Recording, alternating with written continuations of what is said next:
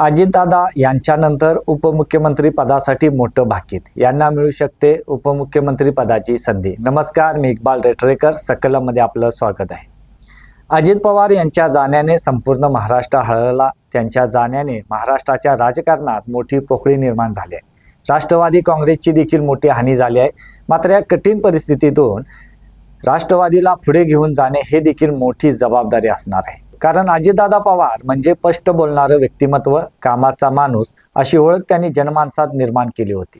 जितकी पकड त्यांची प्रशासनावर होती तितकीच पकड पक्षातील आमदार आणि पदाधिकाऱ्यांच्यावर होती। राष्ट्रवादीमध्ये उभी फूट पडल्यानंतर दोन गट निर्माण झाले। 2023 मध्ये अजितदादा पवार हे पक्षापासून वेगळे झाले आणि त्यांनी भाजपची जवळीक केली। यावेळी अजित पवार यांना मानणारे आमदार अजित पवार यांच्यासोबत आले, तर शरद पवारांना मानणारा एक गट त्यांच्यासोबत राहिला। एकूणच काय तर मुळातच भाजपच्या विचारधारेला शरद पवार यांचा विरोध आहे आणि म्हणूनच भाजप सोबत जाण्याला शरद पवार यांचा विरोध होता। मात्र काळाचा ओघ आणि वाऱ्याची दिशा ओळखणाऱ्या अजित पवार यांनी प्रवाहाबरोबर चालण्याचा निर्णय घेतला आणि अजित पवार यांनी आपल्या समर्थकासह भाजप सोबत जाऊन सरकारमध्ये ते सामील झाले। स्पष्टवाणी, परखड व्यक्तिमत्व हा दादांचा स्वभाव। मात्र त्यांच्या जाण्याने जसा महाराष्ट्र पोरका झाला त्याच पद्धतीनं अजित पवार यांच्या राष्ट्रवादीला देखील हा मोठा धक्का आहे। त्यामुळे त्यांची राष्ट्रवादी आता पोरकी झाल्याच्या भावना देखील व्यक्त होत आहेत। अजितदादांच्या या अकाली निधनानंतर राष्ट्रवादीचे उत्तरदायित्व कोणाकडे येणार याकडे देखील गांभीर्याने पाहिले जात आहे। अजित पवार यांचं अपघाती निधन मनाला चटका लावणारे असले तरीही यापुढे भविष्यात राष्ट्रवादीची वाटचाल सुरू ठेवून कार्यकर्त्यांना एकसंघ ठेवणे आणि पक्षाला मानणाऱ्या कार्यकर्त्यांचा विचार जिवंत ठेवणे हे देखील आव्हान राष्ट्रवादी समोर असणार आहे।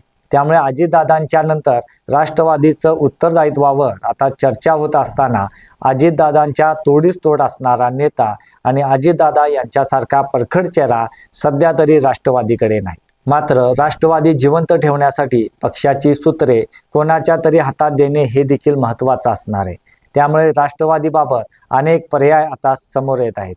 दोन्ही राष्ट्रवादी एकत्र येणार काय अशी चर्चा देखील सध्या सुरू आहे। एकूणच राष्ट्रवादीच्या पुढील प्रवासाबाबत दोन्ही गट काय निर्णय घेतात याविषयीची देखील स्पष्टता लवकरच येईल। मात्र अजितदादांच्या जाण्याने दोन्ही गटांना भावनिकदृष्ट्या अधिकच जवळ आणले आहे। मुळातच पवार कुटुंबीय हे महाराष्ट्रातील राजकारणात दबदबा असणारे एक कुटुंब आहे। जेव्हा कुटुंबातील एक मोठी व्यक्ती जाते तेव्हा कुटुंबातील काही वाद विवाद मागे पडतात। राष्ट्रवादीतील दोन गट आणि पवार कुटुंबात कटुता संपले असल्याचे चित्र यापूर्वी महानगरपालिका आणि जिल्हा परिषदांच्या निवडणुकीतून दिसून आले होते। दोन्ही राष्ट्रवादी एकत्र येणार याची शक्यता अजित पवार यांच्या अपघाती मृत्यूच्या पूर्वीच राजकारणात वर्तवली जात होती। या एकसंघ राष्ट्रवादीचे नेतृत्व अजित पवार करतील आणि तुतारी इतिहास जमा होऊन घड्याळ हेच सर्वांचे निवडणूक चिन्ह असेल असे आशादायी चित्रही निर्माण झाले होते। आधी आघाडी करून दोन गट आपापल्या चिन्हावर नगर परिषद निवडणूक लढले, तर जिल्हा परिषदेला तर दोघांनी घड्याळ हे चिन्ह घेतले होते। त्यामुळे आता पुढचा आणि अंतिम टप्पा दोघांनी एक होण्याचा असेल। या दिशेने सगळे काही सुरू असतानाच अजित पवार यांचं अचानक जाणे आणि त्यातून उद्भवलेली परिस्थिती याचा विचार करता पुढील काळात एकच राष्ट्रवादी असेल हे आता जवळपास नक्की मानले जात आहे। मात्र राष्ट्रवादीकडे त्या क्षमतेचा आणि त्या उंचीचा नेता कोण असेल याचीही चर्चा सध्या सुरू आहे।